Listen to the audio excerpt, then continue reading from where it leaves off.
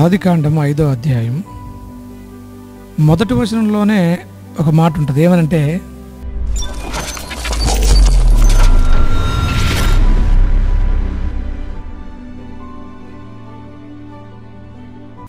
ఆదాము వంశావళి గ్రంథం ఇదే. ఆదికాండం 5వ అధ్యాయము పాత నిబంధన ఆదాము యొక్క వంశావళి పుస్తకము 5వ అధ్యాయం 1వ వచనంలో ఇలా రాయబడింది.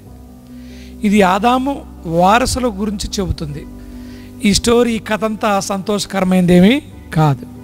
వాస్తవానికి పాత నిబంధన నేను వచ్చి భూమిని శాపంతో కొట్టకుండానట్లు మలాకి 4:6తో ముగుస్తుంది. క్రొత్త నిబంధన యేసుక్రీస్తు వంశావళి పుస్తకము మత్తయి సువార్త 1:1లో అది ఉంది. అది ముగిసే ముందు మరియు ఇకపై శాపం ఉండదు ప్రకటన గ్రంథం 22:3లో ఉంది. మొదటి ఆదాము శాపాన్ని తెచ్చాడు, చివరి ఆదాము శాపాన్ని భరించాడు. గలతీ 3:13లో ఉంది. ఆ ఆదాము చేసిన పాపం వల్ల ముళ్ళు పెరిగాయి. ఆదికాండం 3:18లో ఉంది. కానీ యేసు ఆ ముళ్ళను కిరీటంగా ధరించాడు. మత్తయి సువార్త 27:29లో ఉంది. దేవుడు తన పోలికలో మనిషిని చేశాడు, కానీ పాపాత్ముడు ఇప్పుడు తన పోలికలో పిల్లలను కలిగి ఉన్నాడు. 3వ వచనం, ఆదాము పోలికగా సంతానం ఉందని ఉంది. అయితే క్రీస్తుపై విశ్వాసం ద్వారా ఒక పాపి మళ్ళీ జన్మించినప్పుడు అతను లేదా ఆమె చివరి ఆదాము అనగా క్రీస్తు రూపంలోకి వస్తాడు. రోమా 8:29, 2 కొరింథీ 3:18.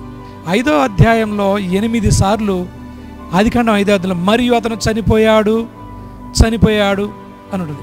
అయితే మరణం ఒక అపాయింట్మెంట్ మాత్రమే, ప్రమాదం మాత్రం కాదు. దేవుని బిడ్డలకి పాపం రాజ్యం ఏలుతుందన్న మరణం కూడా రాజ్యం ఏలుతుంది.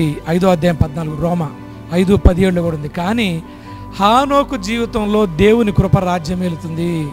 అతను దేవుణ్ణి విశ్వసించాడు. హెబ్రీ 11:5-6 చూస్తే దేవుడు లేని సమాజం మధ్య దేవునితో నడిచాడు మరియు దేవుని కోసం సాక్ష్యం ఇచ్చాడు. యోధా పత్రిక 14-15 వచనాల్లో ఉంది. హానోకు చనిపోలేదు, చనిపోకుండా అతడు దేవుని వద్దకు వెళ్ళాడు. ఇది క్రైస్తవులందరికీ ఒక దీవెనకరమైన నిరీక్షణ, బ్లెస్డ్ హోప్. తీతుకు రాసిన పత్రికలో 2:11-14 చెబుతుంది. 1 తెస్సలోనిక 4:13-18 వరకు చూస్తే తెలుస్తుంది. నోవహు అంటే విశ్రాంతి. మానవ జాతి దుఃఖంలో ఉంటుంది మరియు వాగ్దానం చేయబడిన విమోచకుడు వస్తాడని ఆశపడింది. ఆయన వచ్చాడు. మనం ఆయన దగ్గరకు వచ్చి నిజమైన విశ్రాంతిని పొందవచ్చు. మత్తయి సువార్త 11:28లో ఉంది. ఎవరైతే భారం మోస్తున్నారో ఆ ప్రజలందరినీ దేవుడు పిలుస్తున్నాడు.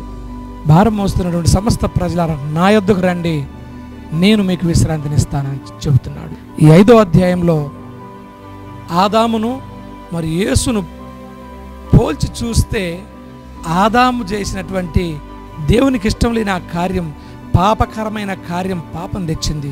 దేవునికి విరోధమైన ఆ కార్యం పాపం తెస్తే యేసుక్రీస్తులు అందరూ ఆ పాపం నుంచి విడిపించబడ్డారు.